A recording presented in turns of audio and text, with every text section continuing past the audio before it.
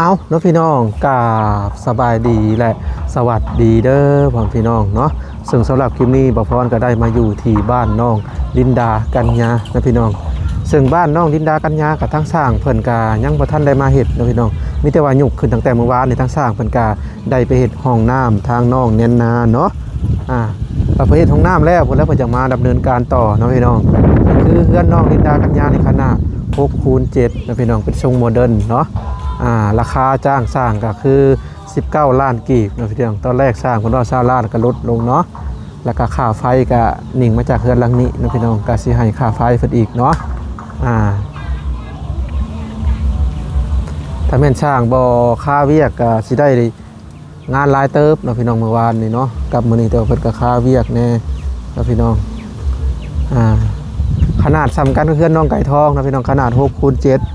แต่เพื่อนน้องไก่ทองมันเป็นทรงแบบโบราณทรงแบบนี้เนาะแต่นี่ก็เป็นทรงสมัยใหม่แน่นะพี่น้อง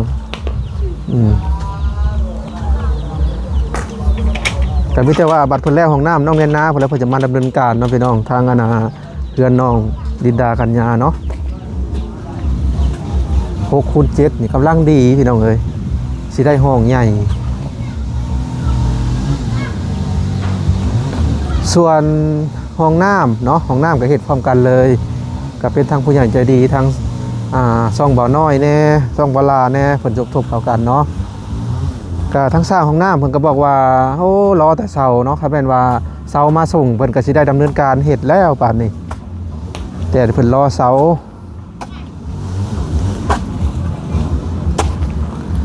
สบายดีเป็นจังไดเจอลูกหินใหญ่บ่ตัวนี่ถ้าจะเชียร์ออกได้หรือบ้านนี้ออกยังอยู่แล้วเนาะ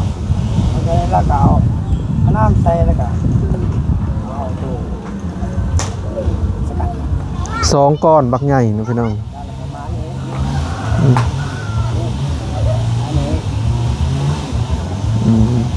ถ้ามีสกัดออกหาได้อยู่เนาะ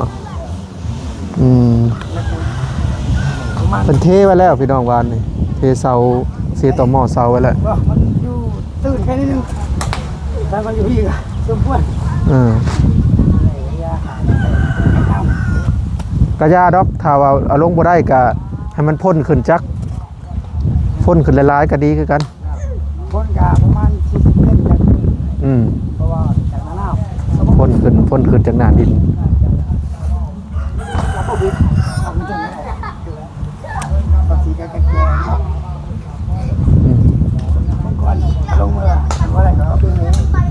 โดยอันใดก็มาเลยนะ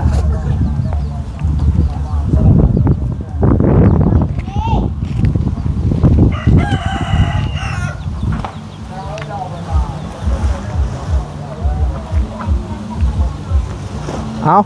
เดี๋ยวไปเบิ่งบอนเฮียนหนังสือทางน้องลินดากัญญาก่อนพี่น้องเอ้ยเด็กเรียนหนังสือเพิ่นใส่ผ้าอ้อมแล้วก็ตอนแรงบ่หรือจังใด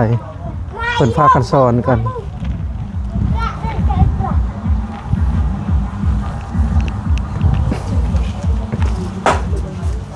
สบายดีลินดา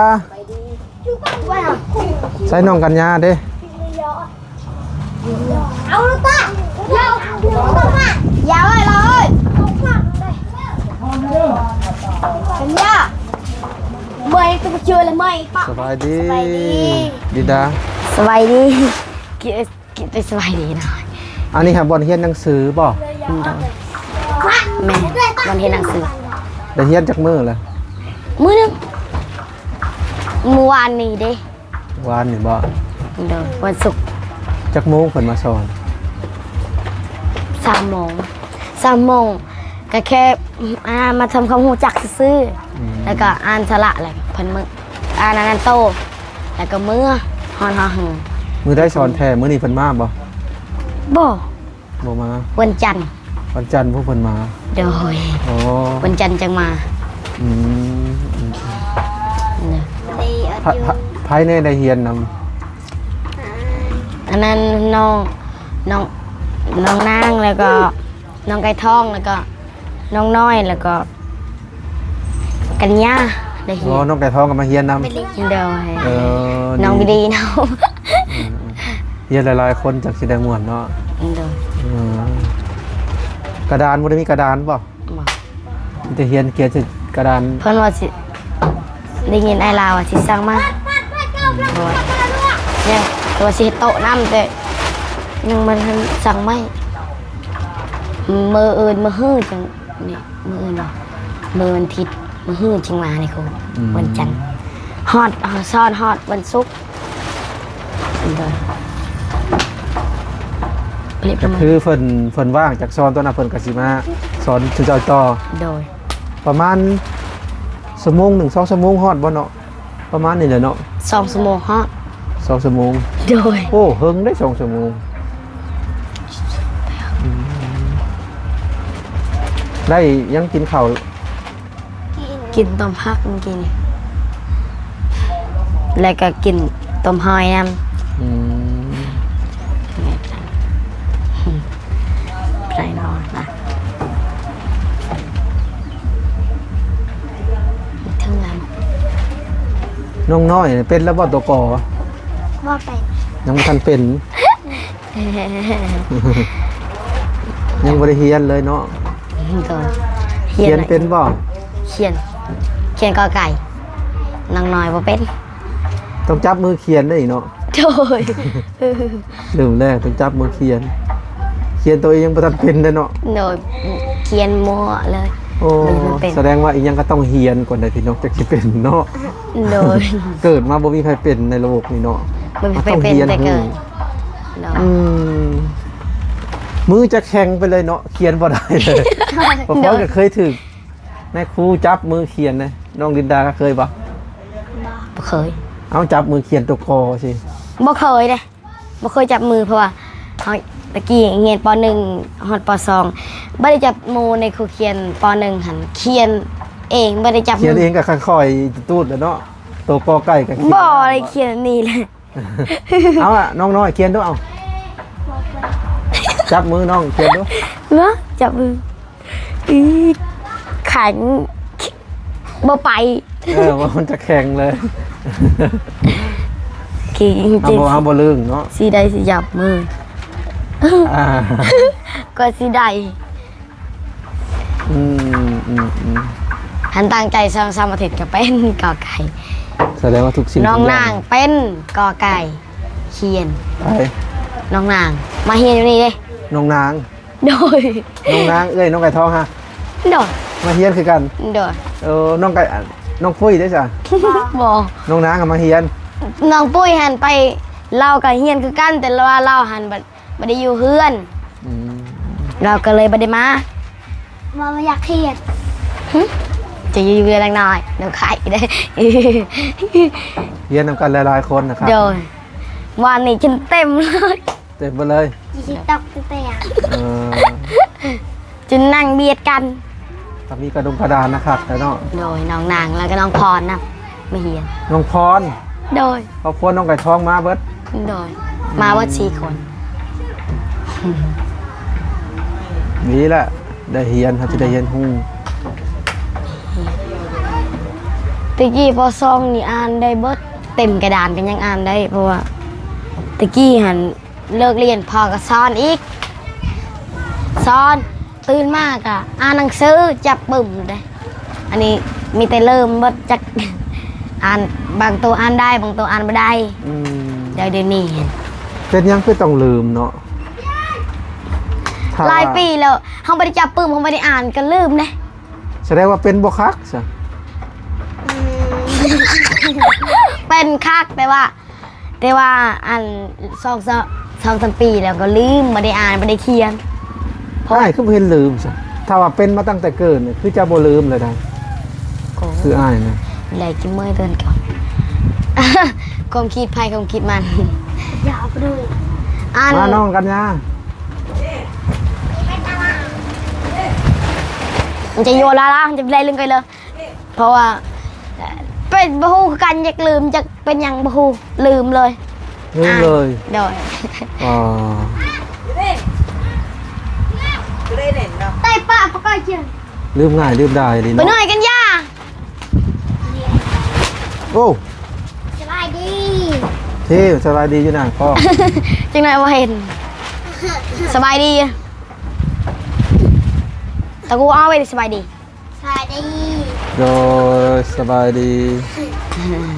เรียนแล้วหนังสือ โดยเรียนแล้ว เป็นแล้วบ่ตัวกอตัวคอ เขียนไม่ได้เลยมีแต่อ่านเป็น เป็นแต่เป็นกระไก่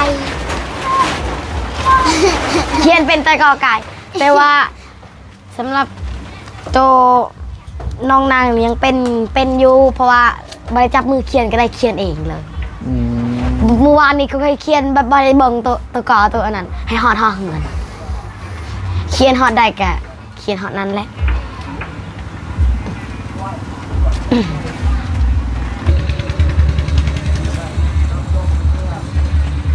จักโมงเริ่มเรียนกันบ่าย3บ่าย2บ่าย1บ่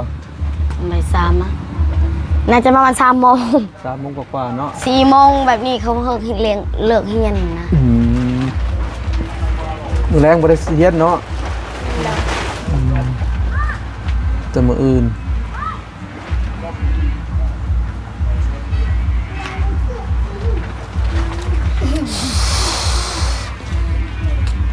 อย่าเอา เที่ยวอัดแต่นอนหมอกให้ตอบ เรียนไปน้อยซื้อเลย 10,000 ผ่าน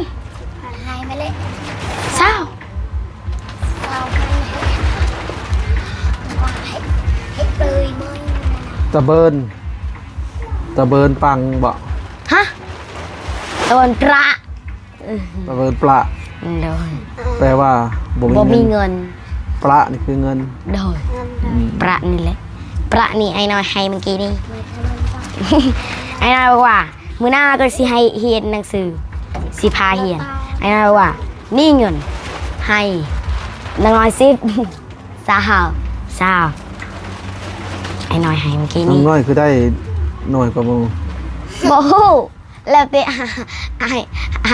ไอ้น้อยให้ อืม เอาเท่าใดก็ได้ ดีใจ จะได้พุ่นละ20,000 โดย กัญญาลินดาได้พุ่นละ20,000ส่วนน้องน้อยได้10,000เดียว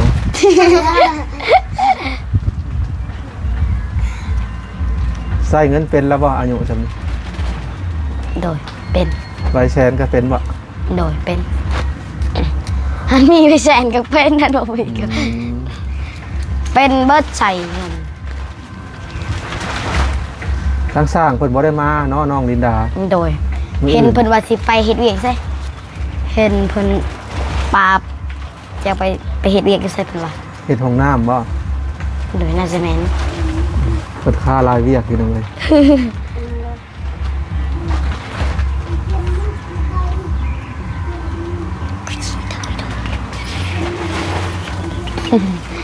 แล้วอ้ายน้องน้อยได้จ้ะได้มาเฮียนนำกันบ่ผู้ชายคนหนึงน่ะ ผู้ชายคนตีเป็นไอบิลลี่นี่บ่ไอบิลลี่ บ่อ้ายน้องน้อยนี่ เฮียน ผู้ยิงบางโพคิดนี่เด้ ฮะ คนที่มันโป๊ะ ไปเที่ยวปะ คนที่มันโป๊ะคนที่นี่ อันนั้นบิลลี่อีกอ่ะน้องบิลลี่เห็นบ่แกเฮียน พอบ่ได้ฮู้ชื่อเพิ่นเฮียนคือกันบ่ เดี๋ยว อืม ซื้อวิลลี่ก่อน ชื่อบัลลี่บ่ โดย โอ้ กันเลยวันเนาะไอบิลลี่ ก็เรียกเพิ่นชื่อคือสังสันดอก โดย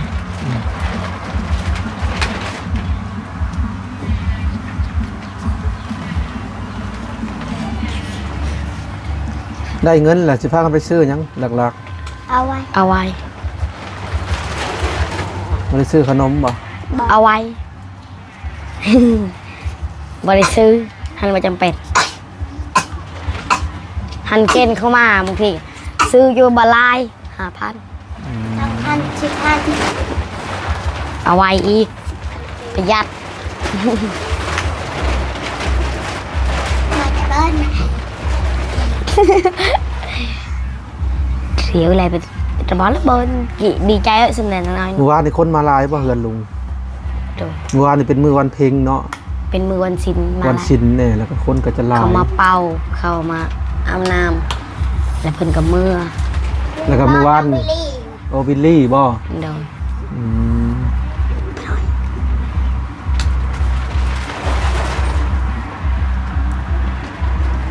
เมื่อวานนี่ทั้งย่อเฮือนทั้งคนมาหาเนาะหลายอยู่เมื่อวานวุ่นๆนี่แหละเนาะ โดย ในการ น่าจะประมาณ มื้อ 30 คนนะมั้ง นี้ก็ถือว่าเงียบเนาะ โดยเงียบวันศิลเวทแล้วเด้ เป็นได้ลินดากันยาง่ายบ่ โดยใหญ่ งามบ่ โดยงาม ก็ได้เฮ็ดแต่กกเซาจังว่างามเลยเนาะ โดย ถ้าไม่เฮ็ดแล้วจักสิทำได้ถ้าไม่ได้ทาสีนี่ให้งาม ตีđồng lưỡng qua đi bỏ đây nè thì xin nước สินอนคนละห้องบ่ โดย nằm hàng điềuกัน หรือว่าสินอนนำกัน นานของใครของมันสิ ห้องพักของมันเลยจะเป็นส่วนตัวของไผมันเลยก็คือเฮ็ดเป็น2ห้องพี่น้องเอ้ย leo tè 1ห้อง แล้วแต่นอนกันยาก ประ เถ ตู อะ ปองเอี่ยมอยู่ทางด้านนี้ là ปองเอี่ยมห้องละ ไปนี่ล่ะ 2ห้องตัว2ปอง xin nước น้องน้อยแล้วสิมานอนเป็นหมู่นำเนาะ đời กระเทือนแล้ว bên đường ก็เนาะเจ้าภาพในการสร้างเรือนก็เป็นทางพี่เปิ้ลนะพี่น้องอยู่ประเทศสวิตเซอร์แลนด์เนาะพี่เปิ้ลเพิ่น là ơi เจ้าภาพ cắt chắc nó mà nhưng แล้วก็เรื่องนั่นเรื่องนี้เรื่องงบสร้างนั่นนี่ก็เดี๋ยวบ่พอจังได๋บ่พอก็สิแจ้งไปในคลิปนะพี่น้องก็เฮ็ดไปก่อนก็ถ้าบ่พอก็สิแจ้งไปในคลิปเนาะ mẹ mình รู้สึกว่าขาดหลายอย่างอยู่ต้องคิดว่าห้องน้ำกาเข้าห้องน้ำสบายแล้วเนาะน้องกินดาเนาะ đồ rượu thơ khi đu ห้องน้ำเดี๋ยวจะปิ่นไปทางนี้เลยพี่น้องปิ่นหน้ามาทางบนอันนี้เนาะเวลาลงมาจากเรือแล้วก็เข้าบ่ได้ปิ่นหน้าไปทางเนาะ sạc chiếc ถึงสร้างท่านนี่เพิ่นก็แนะนำ bao ดี nhiêu พี่น้อง tao mau sợi nó แต่พอพรเห็นสร้างท่านนี่แหละสิเฮ็ดห้องน้ำแบบที่มีความละเอียดเพราะหยังเพราะเพิ่นแทกมุมเด้เพิ่นแทกมุมเพิ่นจะแทกทุกส่วนเลย คือบางคนเพิ่นเฮ็ดเพิ่นก็แทกปั๊บอันนี้คือให้มันได้ฉากตรงเป๊ะเลยเนาะมาเบิ่งผลงานเพิ่นนะพี่น้องถ้าว่าแล้วมันเนียบนี่ก็ถ้าว่ามีงานอยู่ใช้ก็สิได้หาเพิ่นมาเฮ็ดห้องน้ำ bên này là sao biết không tao mau nụ ห้องอาบนี่สิอยู่ทางด้านนี้ห้องอาบสิอยู่ทางด้าน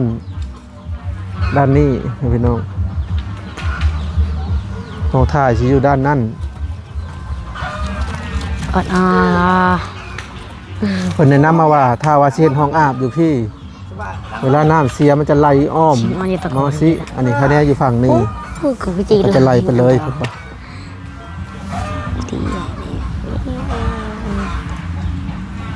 เป็นได้พักทั้งน้องๆครับ bọ vuốt đâu tao bật phun nữa anh mời người ta đi mà đi cho qua thế mẹ ปิดประตูนะเปิดใหม่เส้นเข่าไปเถอะแต่ฉันดี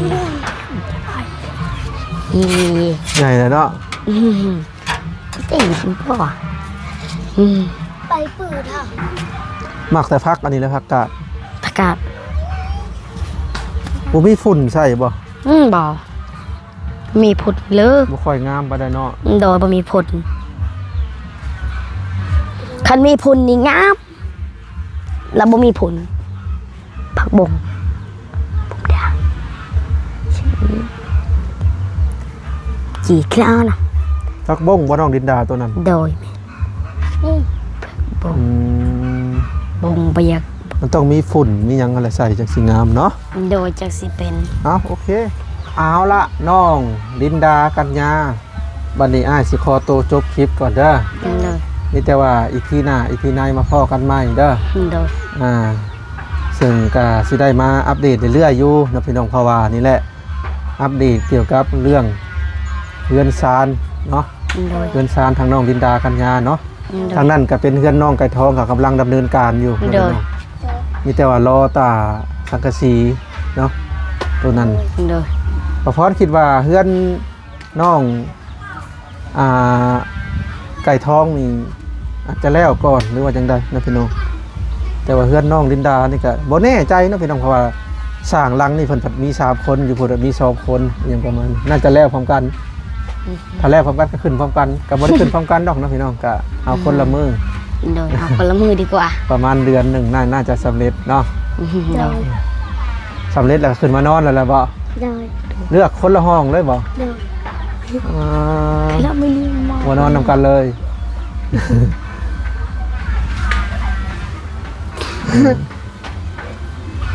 อยากเป็นส่วนตัวของภายลาวบ่ บ่ฮู้ โอ้โห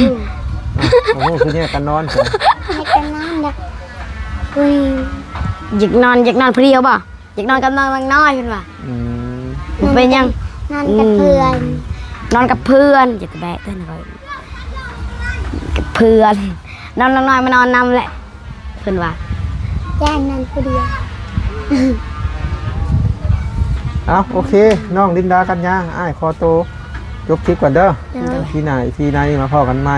โดย เอาไปก่อนสบาย สบายดี ดี